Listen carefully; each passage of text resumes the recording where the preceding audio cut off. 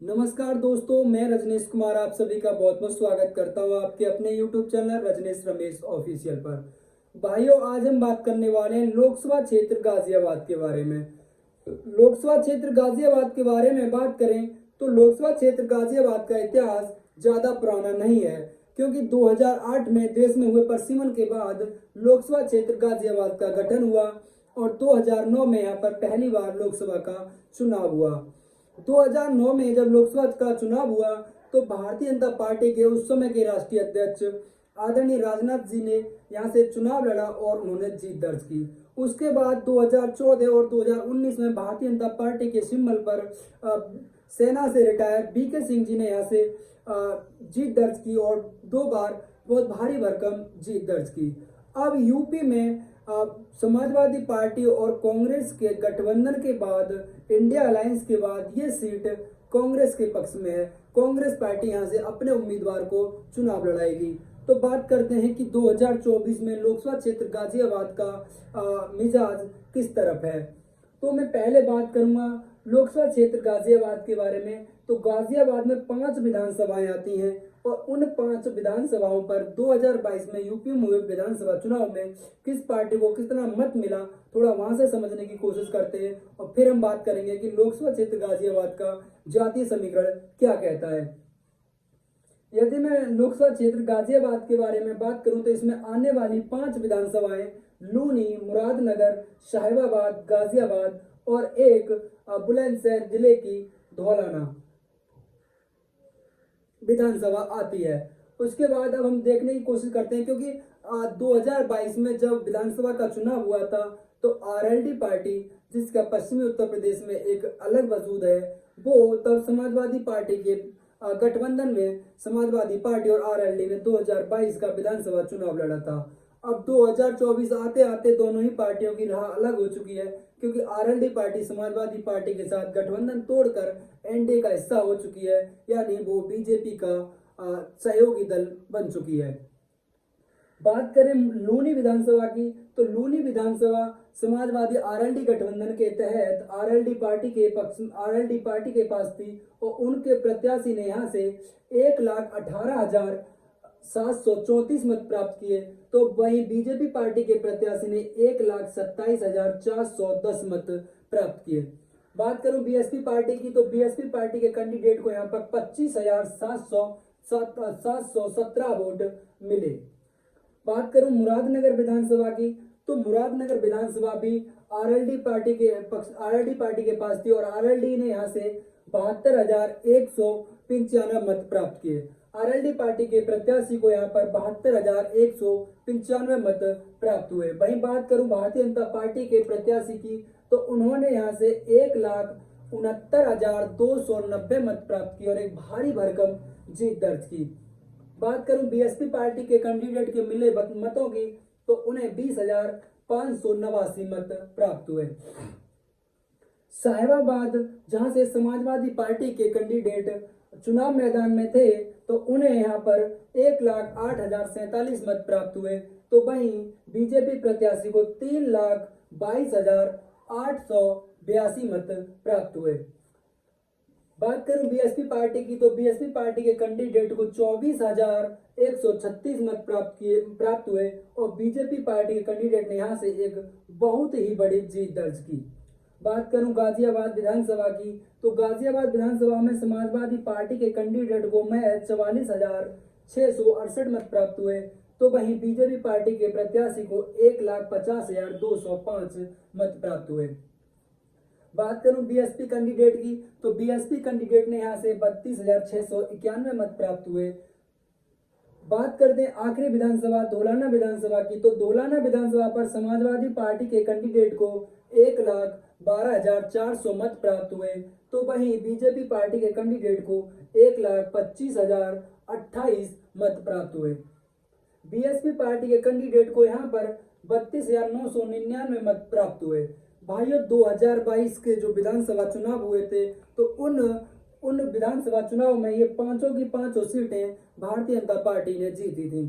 तो एक चीज तो है कि जो वोट इन्हें मिला है उसमें आरएलडी पार्टी 2 पर लड़ी थी और 3 पर समाजवादी पार्टी लड़ी थी। क्योंकि कांग्रेस का अस्तित्व उतना नहीं है, तो कांग्रेस एक बड़ी पार्टी होने के नाते समाजवादी पार्टी का उनके साथ अलायंस है और अलायंस के तहत समाजवादी पार्टी का वोट कांग्रेस को मिलने की संभावना है।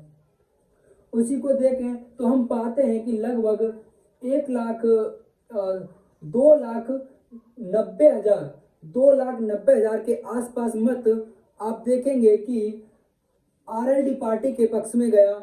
जबकि अगर सारा मत अगर जोड़ दिया जाए, जो 5 विधानसभा सीटों पर जो मत मिला उसे देखा जाए, तो महज 4,56,044 मत समाजवादी पार्टी और आरएलडी ने 5 विधानसभाओं पर अर्जित किया।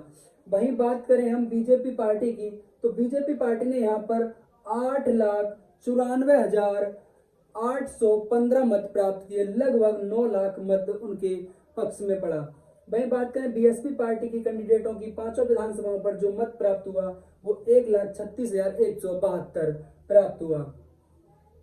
अगर एक चीज यहाँ से देखने की कोशिश करें, क्योंकि आरएलडी अब समाजवादी पार्टी या इंडिया अलायंस का हिस्सा नहीं है, वो बीजेपी पार्टी एनडीए का हिस्सा है, तो यहाँ से भी एक बड़ा वोट बैंक इधर खिसकने की उम्मीद है। लेकिन 3 विधानसभाओं पर समाजवादी पार्टी लड़ी थी, तो हम कह सकते हैं कि ये वोट कहीं ना कहीं कांग्रेस प्रत्याशी के पक्ष में जाने की उम्मीद कर सकते हैं हम। जबकि अगर देखा जाए तो जो वोटों का अंतर है वो लगभग दूने के आसपास है। वही बात करूं कि यहाँ का जो जातीय समीकरण है, वो जातीय समीकरण क्या कहता है, क्योंकि ये एक शहरी सीट है और दिल्ली के आसपास के इलाके की सीट है, तो ये एक हाई प्रोफाइल वीआईपी सीट है, क्योंकि यहाँ पर शहरी आबादी ज़्यादा है और उसी कारण यहाँ का जो जातीय समीकरण है वो भी भारतीय जनता पार्टी के पक्ष में ज़्यादा दिखता है। बात करें पहले बड़े समुदाय की, तो यहाँ पर जो सबसे बड़ा नंबर है वो मुस्लिम मतदाताओं का है और वो है 5,10,000 के आसपास यहाँ पर मुस्लिम मतदाता हैं। वहीं बात करूं दूसरा बड़ा नंबर, तो वो है एससी समुदाय, और एससी समुदाय के लगभग 3 लाख मतदाता लोकसभा क्षेत्र गाजियाबाद के अंतर्गत हैं। तीसरा बड़ा नंबर ब्राह्मण समुदाय, और ब्राह्मण समुदाय लगभग 2,90,000 मतदाता ब्राह्मण समुदाय के लोकसभा क्षेत्र गाजियाबाद के अंतर्गत आते हैं। वहीं बात करें वैश्य समुदाय के 1,70,000, त्यागी समुदाय के 1.5 लाख, ठाकुर मतदाता 1,80,000 और गुज्जर समाज और गुज्जर मतदाता, यादव मतदाता 1-1 लाख। ये वो बड़े नंबर हैं जो बड़ी नंबर के साथ वहाँ पर समाज के मतदाता हैं। इन्हीं के अलावा छोटे छोटे संख्या के साथ यहाँ पर पूर्वांचल के लोग जो जाकर वहाँ बस गए हैं। इसी के साथ गढ़वाल, पूर्वांचली और ये क्या बोलते हैं इनको, कश्मीरी, ईसाई, ये लोग भी छोटी छोटी संख्या में, छोटे छोटे मतदाताओं की संख्या में वहाँ पर है। लगभग 29 लाख के आसपास यहाँ पर टोटल मतदाता 2024 में अपने मत का प्रयोग करेंगे। भाई एक छोटी सी जानकारी मैं और आपको दे दूं कि मेरी पिछली वीडियो पर एक भाई ने कमेंट किया था कि भाई आप नंबर्स कम लिखते हो। भाई पहली बात तो ये है कि मैं ये नंबर्स इंटरनेट और अपने जो भी जानकार लोग हैं, क्योंकि मैं भी राजनीति में एक्टिव हूँ, तो वहाँ से उन लोगों से जानकारी करने के बाद, इंटरनेट से, बड़ी बड़ी साइटों से, आज कुछ जो साइटें हैं उनसे जानने के बाद मैं नंबर लिखता हूँ। दूसरी बात, 10,000 20,000 ऊपर नीचे हो सकता है। 20,000 तो बहुत बड़ा नंबर हो गया, 20,000 भी नहीं, 10 से 5,000 नंबर ऊपर नीचे हो सकता है, लेकिन इतना बड़ा अंतर नहीं होता है। दूसरी बात, अगर यहाँ 10,000 कम है तो आप ये मान लिया करें कि 10,000 यहाँ भी कम होगा, 10 या 10 10 10 सब जगह कम होगा, अनुपात लगभग बराबर ही रहेगा। उसके बाद एक भाई का कमेंट था कि तुम बहुत कम लिखते हो। बहुत कम लिखने का मतलब ये है मेरे भाई कि वहां पर मैं आपको ये बताना चाहता हूं कि इस लोकसभा क्षेत्र गाजियाबाद के अंदर यादव मतदाताओं की संख्या 1 लाख है। अब मैंने आपसे ये नहीं कहा कि गाजियाबाद में यादव लोगों की जनसंख्या 1 लाख है, क्योंकि जनसंख्या और मतदाताओं में अलग होता है। क्योंकि मेरे परिवार में मेरे माता पिता 4 भाई, हम, मेरी पत्नी, 7 लोगों का परिवार है, लेकिन हमारे परिवार में महज 4 लोगों का मत है, 4 लोग हम वोट का प्रयोग कर सकते हैं। तो यहाँ पर ये वोट लिखे हुए हैं, जनसंख्या नहीं, तो थोड़ा उस चीज को समझने की कोशिश करें। अब बात करते हैं आगे। तो भाइयों हम देखते हैं कि ना तो लोकसभा क्षेत्र गाजियाबाद का जातीय समीकरण समाजवादी पार्टी के पक्ष में है और क्योंकि हम ये जानते हैं कि पहले 2014 और 2014 के पहले के समय में अगर हम बात करते हैं, अपने बड़े बुजुर्गों से जानने की कोशिश करते हैं, राजनीति में एक्टिव लोगों से जानने की कोशिश करते हैं, तो वो कहते हैं कि ब्राह्मण समुदाय और वैश्य समुदाय कांग्रेस पार्टी का कोर वोट बैंक हुआ करता था। लेकिन समय के साथ बदलाव हुआ है और अब ये ब्राह्मण समुदाय, वैश्य समुदाय, ठाकुर समाज, ये लोधी समाज, ये भारतीय जनता पार्टी के प्रेजेंट समय में कोर वोट बैंक है। इसमें कोई भी दो राय वाली बात नहीं है। तो हम देखते हैं कि ये ब्राह्मण समुदाय, वैश्य समुदाय, ठाकुर समुदाय, त्यागी समुदाय, ये चारों ही समुदाय बीजेपी पार्टी का कोर वोट बैंक है और इसी के कारण इनका एक बहुत बड़ा नंबर इनके पास हो जाता है। वहीं बात करें गुर्जर मतदाताओं की, तो गुर्जर मतदाताओं का भी जो झुकाव है वो ज्यादा भारतीय जनता पार्टी के ही पक्ष में दिखता है। हालांकि समाजवादी पार्टी ने पश्चिमी उत्तर प्रदेश में अपने एक गुर्जर समाज के नेता हैं अतुल प्रधान, उनको बहुत बड़ा कद उनका समाजवादी पार्टी में है और लगभग वो हमेशा समाजवादी पार्टी के सुप्रीमो श्री अखिलेश यादव जी के साथ दिखते ही रहते हैं। लेकिन उसके बावजूद भी समाजवादी पार्टी के गुर्जर समाज समाजवादी पार्टी के साथ उतना नहीं है कि हम ये कह दें, क्योंकि इस समाज का एक बहुत बड़ा हिस्सा भारतीय जनता पार्टी के पक्ष में ही रहता है। अब बचता है मुस्लिम समुदाय, एससी मतदाता और यादव मतदाता। यादव समाज का जो वोट पड़ेगा, मैं कह सकता हूं कि 85 से 90% समाजवादी पार्टी के ही पक्ष में पड़ेगा। मुस्लिम मतदाताओं पर मैं कह सकता हूं कि मुस्लिम समाज समाजवादी पार्टी का कोर वोट बैंक है, क्योंकि समाजवादी पार्टी को एम बाई समीकरण की पार्टी कहा जाता है। एम से मुस्लिम, बाई से यादव। वहीं बात करूं बीएसपी की, तो वो भी एमडी कॉम्बिनेशन बनाने में रहते हैं कि मुस्लिम और दलित का कॉम्बिनेशन बनाना चाहते हैं। तो एक चीज हम देखते हैं कि यहाँ पर 3 लाख की संख्या में एससी समाज है और आप यहाँ एक बार देखेंगे थोड़ा ध्यान से तो पाएंगे कि 1,36,132 मत 5 विधानसभाओं पर बीएसपी को मिला था। तो एक चीज हम समझ सकते हैं कि ये समाज बीएसपी पार्टी का बहुत ही कठोर वोट बैंक है। ये आज भी अपनी पार्टी के साथ बड़ी दृढ़ता के साथ टिका हुआ है।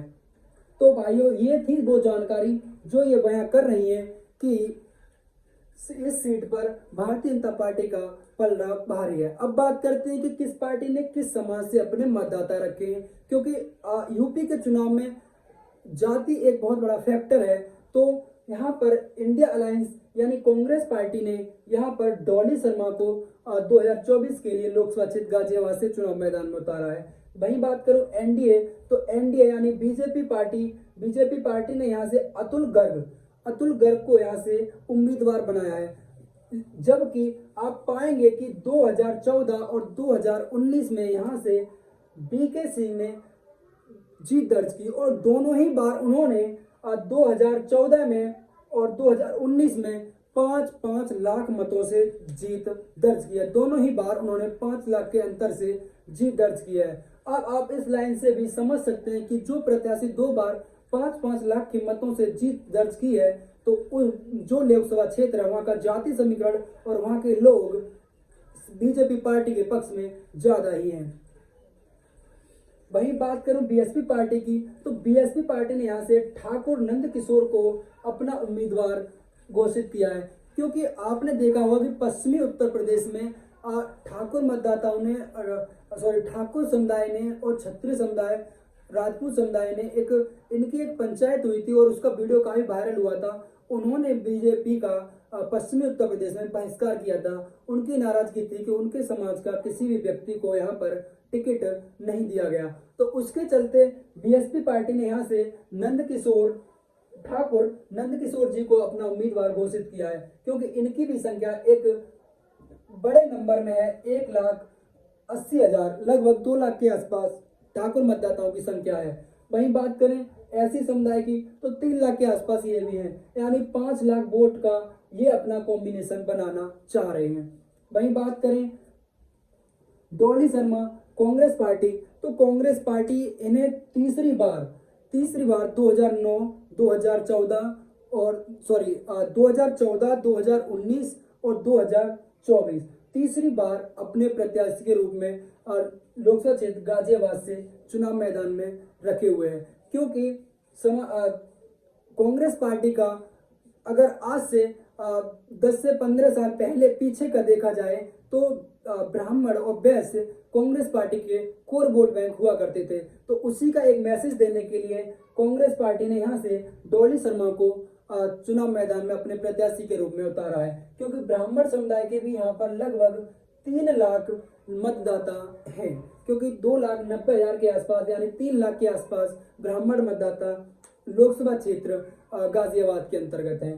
वहीं बात करूं अतुल गर्ग जो कि वैश्य समुदाय से आते हैं और उनकी भी संख्या लगभग 1,70,000 के आसपास उनकी भी है। तो भाइयों ये कहना थोड़ा मुश्किल है कि 2024 में लोकसभा क्षेत्र गाजियाबाद में किस पार्टी का परचम लहराएगा, लेकिन जानकारियां जो हैं उनको देखते हुए आप ये समझ सकते हैं कि यहाँ पर अभी मजबूती में भारतीय जनता पार्टी है। लेकिन समय बदलते हुए चुनावी हवा क्या कहती है वो एक अलग ही, क्योंकि उसका नतीजा जब 4 जून को जब नतीजे आएंगे तभी हम समझ पाएंगे कि लोकसभा क्षेत्र गाजियाबाद ने किसका साथ दिया।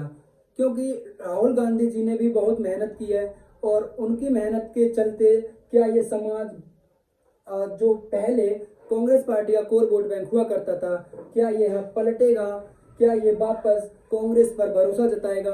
तो देखते हैं क्या होता है, क्योंकि अभी तो हम नहीं कह सकते। चीज़ों को समझते हुए जो भी यहाँ का निष्कर्ष है उसे देखते हुए तो यहाँ पर अभी भारतीय जनता पार्टी बढ़त में है।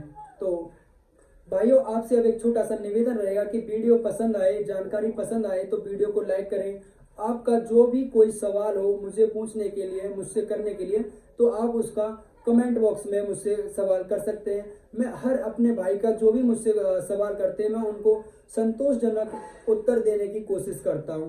तो वीडियो पसंद आए तो लाइक करें। अपने सुझाव के लिए कमेंट बॉक्स आपके लिए ओपन है, लिख सकते हैं जो भी लिखना है। और भाइयों एक रिक्वेस्ट रहेगी आपसे कि चैनल को सब्सक्राइब कर लें, बेल आइकन ऑन कर लें और अपने जानने पहचानने वाले भाई बंधु जितने भी हैं उनमें इस वीडियो को अपने छोटे भाई की मदद करने के लिए शेयर जरूर करें। तो मिलते हैं अगले वीडियो में, तब तक के लिए जय हिंद, जय भारत।